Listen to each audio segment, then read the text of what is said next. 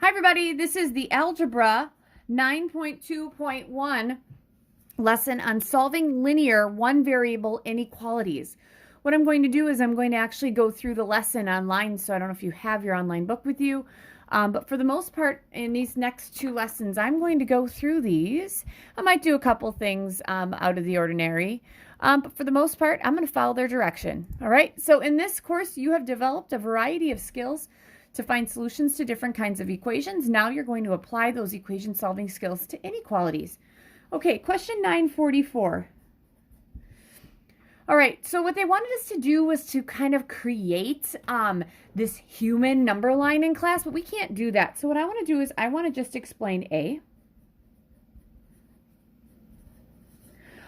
B, C, oh, wow, H. I might do these out of order too, you guys. And F.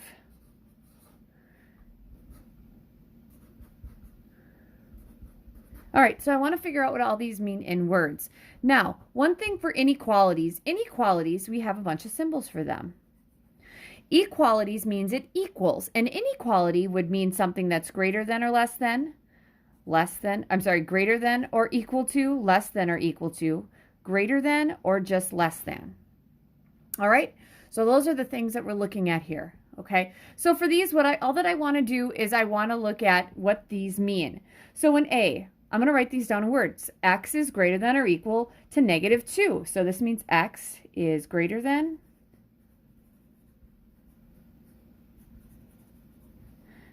or equal to -2. So wouldn't that mean, it means that like if I had a number line, wouldn't that be all the numbers that are -2 and then getting bigger? Right. Okay, B, this means that's all of the x's that are less than or equal to 1.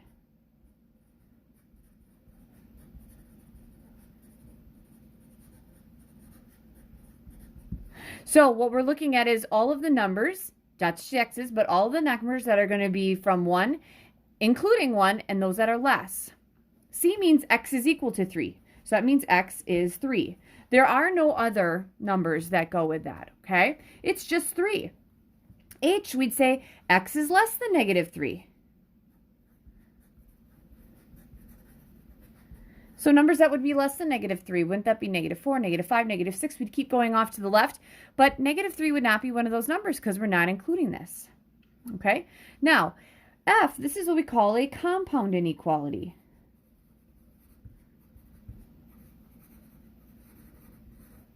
Okay, that means that x has to be greater than and it has to be less than. So in this one, I'm looking for x's are greater than or equal to -1.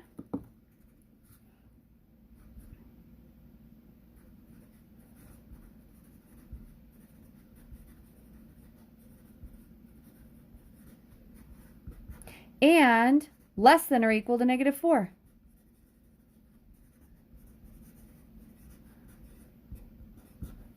All right.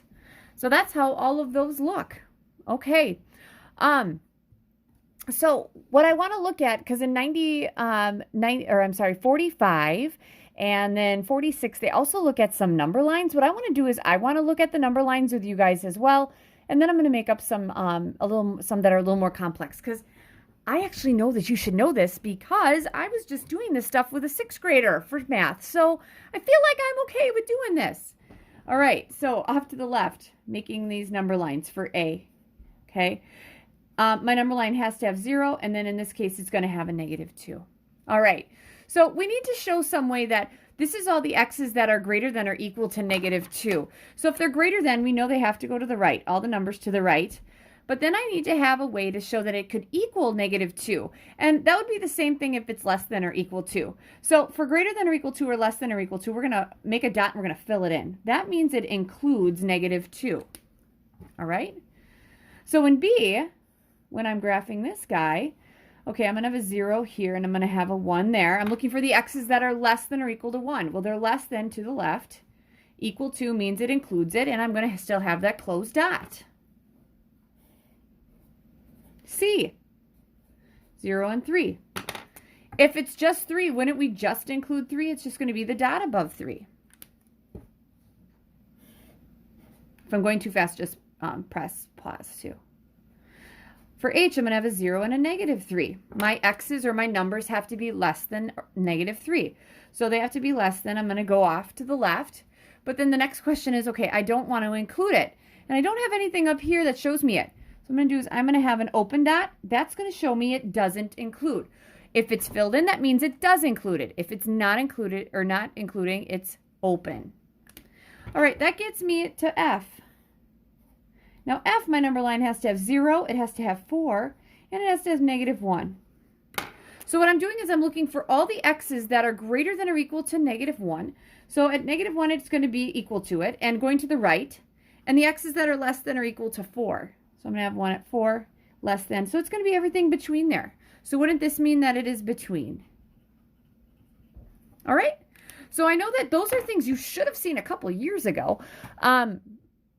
But that's everything that they had there. Okay? So then in question 45, I'm not really going to look at some of those because they're not really that interesting. But for 46, let's go ahead and we'll look at those. Okay. So for 946. All right. So for A, I'm going to simplify my number lines. Looks like I have 0, 1, B. I'll make these look like the other ones too, you guys, so you can end up seeing them better. I'm going to have 0, 1 there. C. We're going to have a 3 and a 0. And for D, I need to have a negative 4. I need a 2. And then I need a 0 there. All right. Then looking at what they gave me, in A, this is what it looks like. In B, this is what it looks like. In C, this is what it looks like. And in D, that's what it looks like. So underneath each of these number lines, what we're going to do is we're going to write the inequality. And that's what they have us doing in this little section. All right, so here we go. In A, my x's, my numbers, we're going to use x. X is going to represent any number.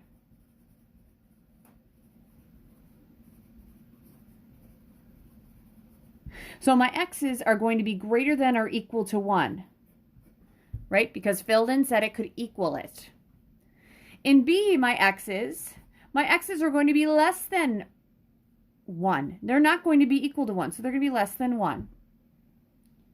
In C, my x's, they have to be less than 3, but they could be equal to 3 because it's filled in. Finally, in D, my x's, all right. So if you have something like this, you guys, this compound inequality,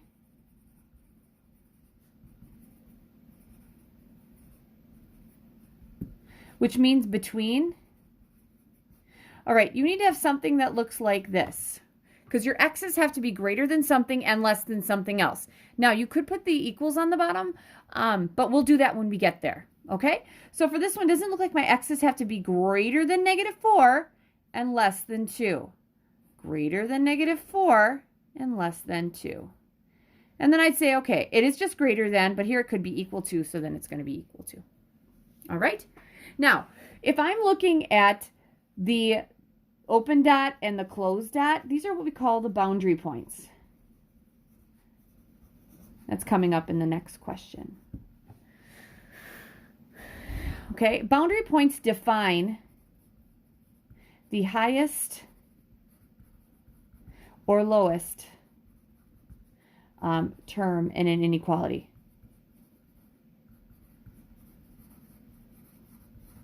All right, so my boundary points here were 4 and 2 because it had to be greater than 4 and less than 2.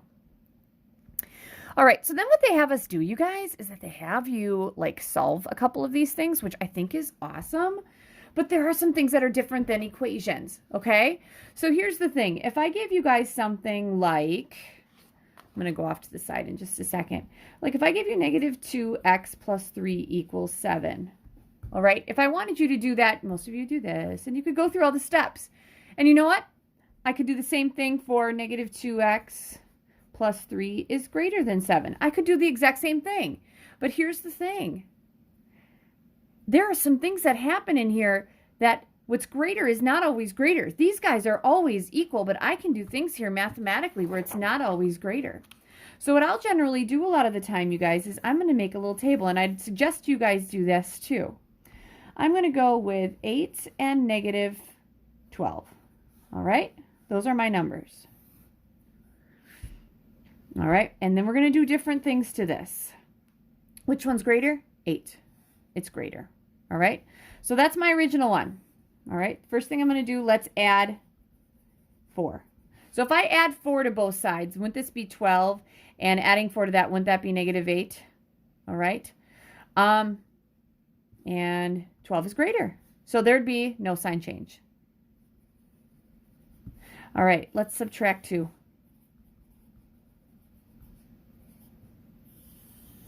From the original one, we're always starting with this guy right here, okay? All right, subtracting 2, 8 minus 2 is 6. Negative 12 minus 2 is negative 14. This is still greater, no change. All right, so I'm not going to add a negative because adding a negative is subtracting, and subtracting a negative is adding, so I'm not even going to worry about those. Let's multiply by 7 next. If I multiply by 7, 8 times 7 is 56. Well, I picked a big number. 12 times 7, that's negative. This is going to be negative 84, okay, because 12 times a negative. All right, which one's bigger? This one. No change. All right, let's divide by 2. All right, dividing by 2. 8 divided by 2 is 4. Negative 12 divided by 2 is negative 6. That's still greater. No change. All right, so before I said I wanted to add a negative, but that's subtracting, and I wanted to subtract a negative, and that's adding. Now, here's the thing. Multiplying by a negative is not dividing. So let's multiply by negative 5. 8 times a negative 5 is a negative 40. negative 5 times a negative 12, wouldn't that be 60? Which one's bigger? 60. Oh, we got to change.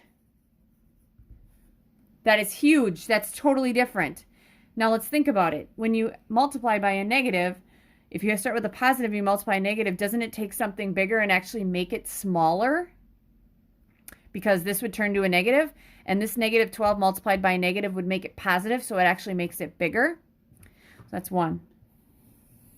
And let's divide by negative 4. 8 divided by negative 4 is a negative 2. Negative 12 divided by negative 4, that's a 3. Which one's? Ooh, that's greater because that's different too. All right, so that's super huge. So if I add or I subtract, it doesn't change the inequality. If I multiply or divide by a positive, it doesn't change the inequality. But if I multiply or divide by a negative number, it switches the direction of the inequality sign because all these were less than until we got right here. All right, so we're going to look at some things in just a second, but I want you guys to write this in your notes. If you multiply or divide both sides of an inequality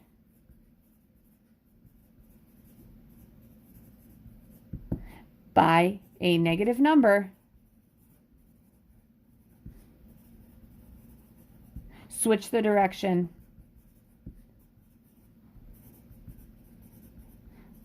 of the inequality.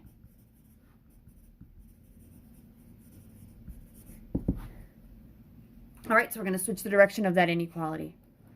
All right, so what I want to do is I want to look at these guys. I'm going to look at both of these, and then I'm going to go back to theirs and see what happens. Just so happens they pick some numbers that are similar to mine. They have a couple of examples I can see that I want to do. All right, so this is what I look at. Okay, for equals, what would be the first thing to do? You guys are really good at these. We'd subtract 3. So negative 2x would equal 4. Divide by negative 2. X equals, what's that? It's negative 2. So if I had to put this on a number line, wouldn't we go 0 here, negative 2 there? If it just equals negative 2, wouldn't we just have a filled in dot right here? Yep. All right, so that's equals. Now, this is different in inequality. After every step, you should ask yourself, do I switch the inequality sign?